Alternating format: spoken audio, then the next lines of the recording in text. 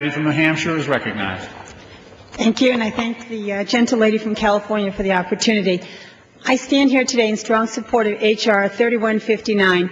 As a former military spouse and the proud wife of a veteran, I know how important this is to military families. The President's policies have failed on many levels, but they certainly have failed on the soldiers, the troops who are suffering this great strain right now. I find it ironic that the Iraqi parliament is on vacation for a month while we stand here and tell our troops that they cannot have a break, that they need to stay in the field in the heat and keep fighting the battle for the Iraqis.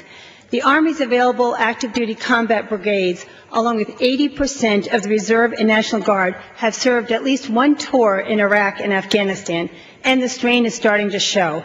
Recruiting and reenlistment are down, especially in the Army, which reported about a 7% first retention drop, and we're having to offer greater bonuses to attract people.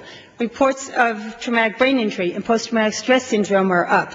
And this spring, the Secretary of Defense announced that active duty soldiers can expect to spend more time in Iraq than they spend at home, with only 12 months break between 15-month deployments. We hear a lot of talk from the White House about supporting our troops. That is what this bill does. This bill will support our troops by supporting their right to have a break from combat, and it will support our military families by protecting their rights to spend time with their loved ones. I urge my colleagues, regardless of how they feel about this war and the President's policies, to support H.R. 3159, and I yield back. The gentlelady yields. Chair recognizes the gentlelady from California. Mr. Speaker, at this time I'm happy to yield 1 minute to my friend, colleague, and neighbor from California, Ms. Lee. The gentlelady from California is recognized for 1 minute.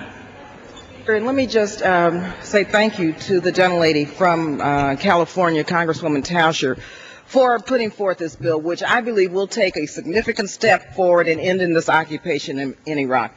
This administration professes to care about our troops. So let me tell you, why have about 250,000 of our troops served more than one tour? Tell me this. Why have tours in Iraq been extended for all active duty Army soldiers from 12 months to 15 months? I'll tell you why. This administration, after nearly 5 years, nearly $500 billion, and nearly 3,700 brave American lives, is willing to sacrifice the health and safety of our troops and the security of our nation in a last-ditch effort to save face for its failed policies in Iraq. Enough is enough, Mr. Speaker. The price is simply too high.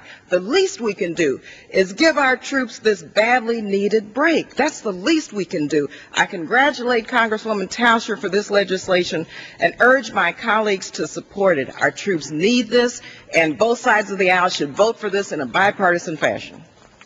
Gentlelady's time has expired. Chair recognizes the gentlelady from California. Mr. Speaker, at this time I'm happy to yield 1 minute to my friend and colleague, the gentleman from Georgia, who is the Vice Chairman of the Committee on Terrorism on the Foreign Affairs Committee, Mr. Scott. Gentleman is recognized. Thank you very much, Ms. Tauscher. It's such a pleasure to be here. This is an extraordinarily important bill, and it is timely. I think it's very important to answer one of my colleagues' question about the constitutional responsibility. It's clear in Article 1, Section 2 of the Constitution, both Jay Madison as well as Hamilton concurred when they mentioned not only to declare war as a duty of the Congress, not only to raise the Army, but to support the Army. Those words are there, Mr. Speaker. Now, I've been over to Iraq and Afghanistan and talked and looked at soldiers themselves. I've gone throughout my district and talked to soldiers' family. The stress is in their eyes as you go. I've gone to Landstuhl in Germany and sat with our soldiers. On every trip, I've been 3 times over there, and 3 times we go to Germany and talk. The stress is there. In the military report that was just issued, Mr. Speaker, it said that the extension of the duty, the longer the time and the stress of combat, the longer and the greater occurrences of psychological stress. Our Army may not be broken, Mr. Speaker, but it's at the breaking point, and we need to give ample time for our soldiers to come home and rest. If you care about the soldiers, time has expired. Vote for this bill. Thank you, Mr.